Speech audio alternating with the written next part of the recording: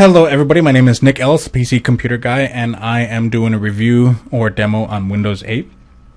I've done it a couple times actually, but the software seems to crash that is trying to record it. So I'm sure just because Windows 8 is new, and so there's probably some compatibility issues. Also, switching between Metro and the desktop mode has been causing some problems. Which leads me into, what is Metro? It's actually supposed to be called Windows 8 now, but I am going to refer to it as Metro just so that things are clear. This is your Metro interface. This is the first thing that happens when you log into the computer. This Metro interface right here is what you see and how you're supposed to access everything now. Now, I think that this is good for tablets and for smartphones, but I don't think that it's the greatest thing in the world for desktops. The reason why is because desktops are much more powerful at multitasking than tablets and smartphones are. What Microsoft is trying to do is create an ecosystem, an entire universal system that works the same between your desktop and your tablet and your smartphone, so long as you have all Windows products for your tablets and smartphones and everything. So that's what's referred to as an ecosystem. And they're offering a lot of products that also are useful and work together with that, such as this SkyDrive, for example. SkyDrive is kind of like Dropbox for anybody that's ever used Dropbox. So the SkyDrive, what it does is allows you to basically take a file, drop it into a folder on your computer, and whatever's in that folder on your computer will be uploaded to the internet. If you have that same SkyDrive on your Windows 8 tablet, which you will, it will come with it, then that'll be available on your tablet or your smartphone as well. So if I take a picture of me and I throw it in my SkyDrive on my desktop, it'll be available on my laptop or on my smartphone. So that's kind of some of the cloud-based computing. Another cloud-based computing that this thing does is when you log in, you're actually using your Microsoft login information right here. So you will be encouraged, and it will be kind of pointless to not create a Microsoft account. So your Microsoft account, for example, my Hotmail account, is the password that I use to get into this computer. If I change the password for my Hotmail, then I've changed the password for this as well.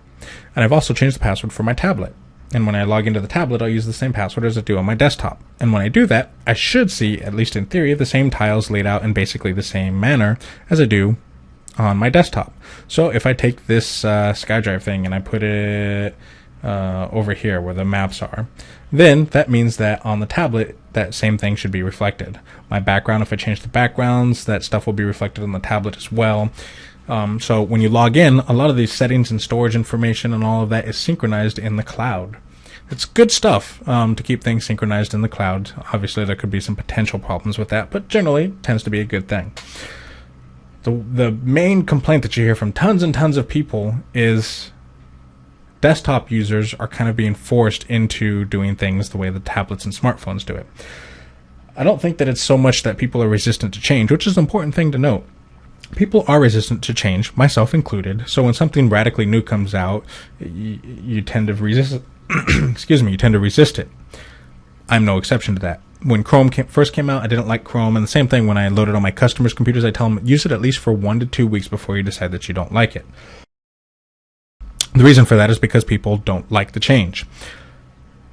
I've been using this long enough, and I can still say that I don't like the Metro interface, and that's the same for a lot of other people that are reviewing it. Again, the reason being is that computers are much more powerful and are capable of doing a lot more multitasking, and this Metro interface prevents me from doing that very effectively. So, what is the other interface? If I click desktop right here, this is one of the tiles, these are called tiles. I click desktop right here. This should look actually a lot similar to what you are used to. This is Windows 8, looks very similar to Windows 7, but it's missing something. If you go down here, your start button is gone, and there's no way to restore it.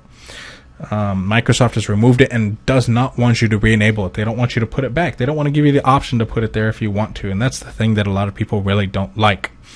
So if I could make my computer boot up not using the Metro interface, which is this guy, and instead boot up just straight to the Windows desktop environment with my start menu, then a lot of the complaints that I and a lot of people have would be remedied.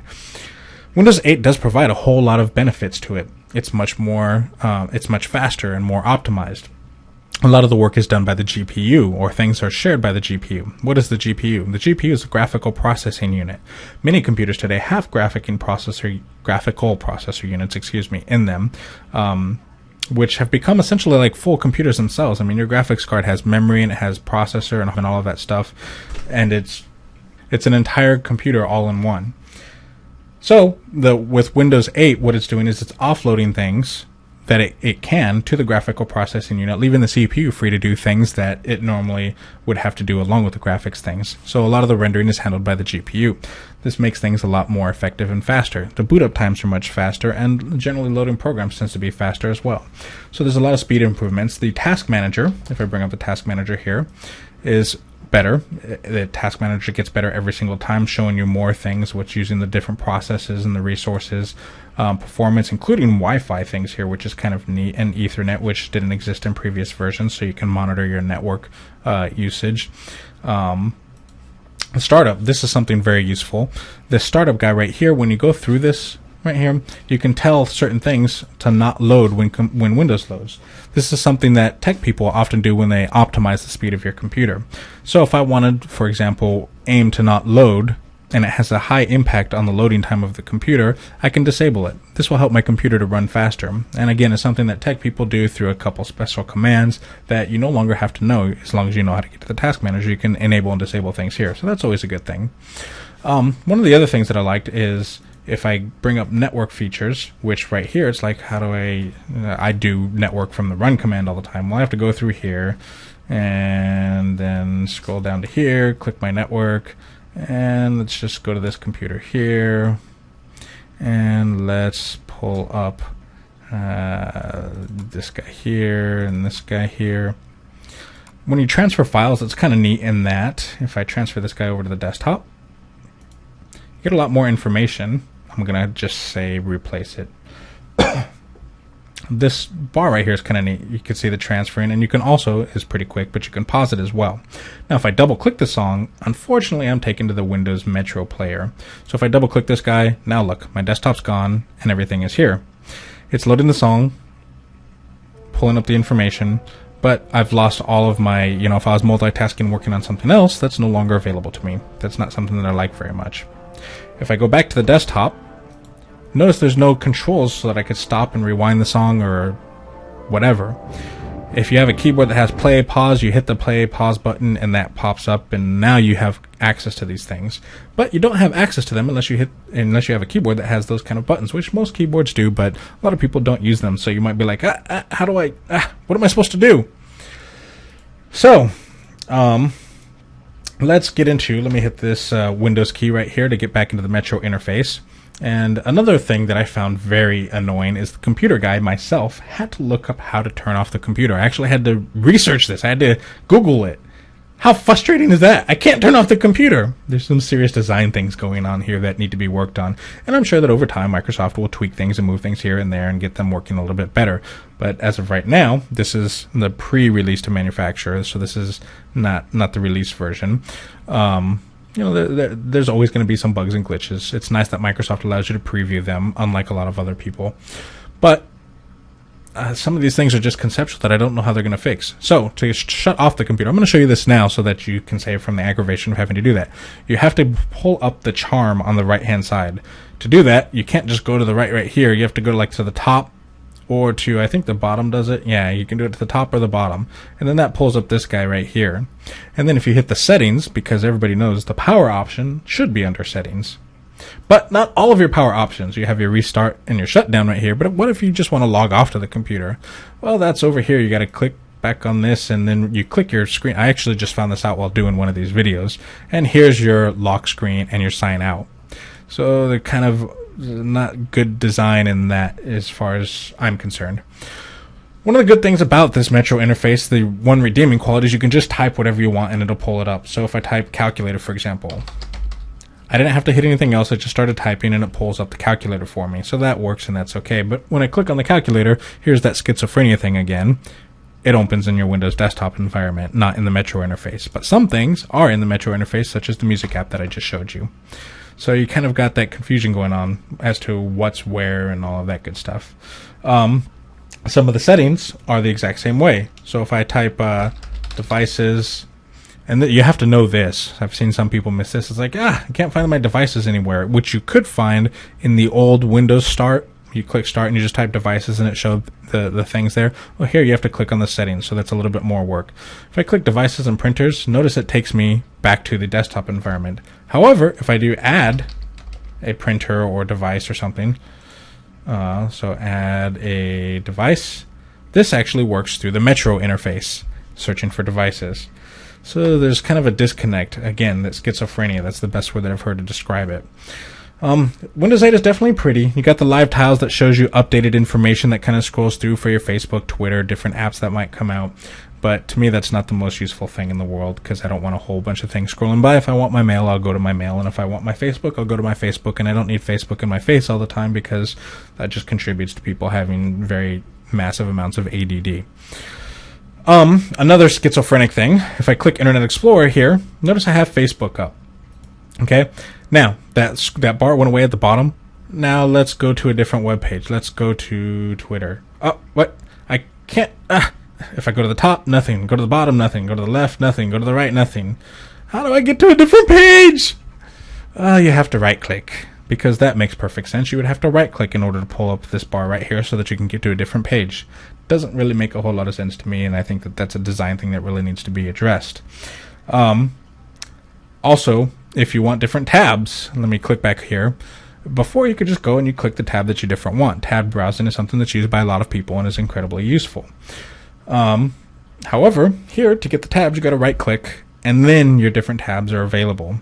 If you want to add a tab, you can click the plus here, or you can click your different tab. So if I want to jump to this guy, now if I want to go back to the Facebook tab, it's not just one click like it was before. I have to right-click first on the page, then I have to go over to Facebook tab, and then there it is. There's also this other interesting thing. Let's go back to the desktop, which first I have to hit the Windows key, and then the desktop, or you memorize the Windows D shortcut. If I open Internet Explorer here, notice it's completely different.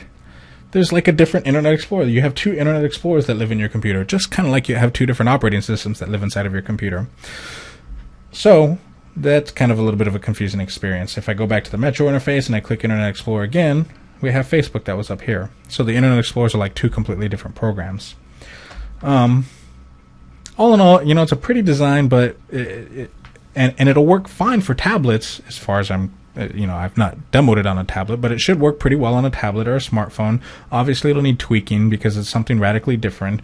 Obviously, people are going to be resistant to it, but I'm not just resistant because I'm resistant to change. I think that conceptually, there's some major design problems that I don't know that you can work out. Again, Microsoft is trying to make it so that it's the same on your desktop and your tablet, but the two devices are two different tools. You can't have one hammer that you use to engrave something with, and then another hammer that you use to pound nails in. You have two different hammers that serve two different purposes. So one's a little fine, tiny chisel hammer, and the other one's a big, giant sledgehammer or something. And they work differently and they serve different purposes. I don't like the way that my multitasking ability is kind of robbed with this Metro style interface. So for me personally, I'll load it on my laptop just because I need to be familiar with it for my customers that will be encountering it. But I would advise avoiding Windows 8. Some things are prettier on it, and if you want something new, just to get something new, that's fine, but you're going to spend a lot of time Googling how to turn off your computer or how to log off the computer, or things that seem to be simple before that are a lot more confusing. I could show you a lot more things, but those are the key things that I think are important to highlight for Windows. The two different environments. You can just type for whatever you want, and it'll automatically search for you for that. One other thing that's important to note, that's actually a good thing. I don't know if I showed you the all programs thing. So if you want all programs, you have to right-click in some blank area, and then you can get all programs, which brings actually another design area. Is when you right-click on things, normally you get a contextual menu that pops up, like I right-clicked on this. Well, down here is where the right-click comes up, so I can uninstall or unpin it from the start.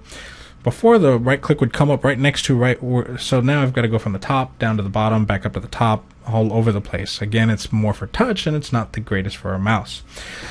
The response may be that, well, you need a computer. Windows 8 is designed for touchscreen-based computers, and that's great, but I don't want to reach to my screen all the time. I have my hands placed nicely on the keyboard and the mouse, and I don't want to have to reach for the screen every single time something like this comes up, so that's kind of inconvenient. Also, the touchscreen-based computers, the all-in-one computers, it's my experience that they break more frequently, and when they do break, they're much more expensive to fix because the parts are proprietary, and it takes longer to fix because you have to order the parts. I just don't have a stock of them laying around that are universally compatible, such as in your modern desktop PC. So it's kind of going more towards the iMac direction, which I've never, ever, ever liked, and creates a lot of problems of its own. If your screen goes bad, you can't just go out and buy another screen and hook it up. You have to wait for the entire computer to be replaced, or the screen to be replaced, which can take a week or something, depending on the kind of screen, and have to order, and yada, yada, yada. So, and then, like, for example, my setup, I have 2 screens that are sitting at the back of my desk. So am I going to have to move the screens closer and just lose all the real estate on my desk? Well, that's not going to work for me either.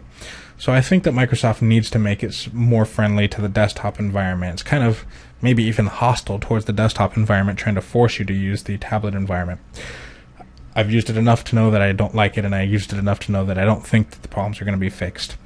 However, all things considered, it is what it is. And hopefully Microsoft will decide to change their mind and allow you to use your start menu again in the future, but only time will tell. So my recommendation to my customers is don't run out and buy Windows 8. Don't run out and upgrade.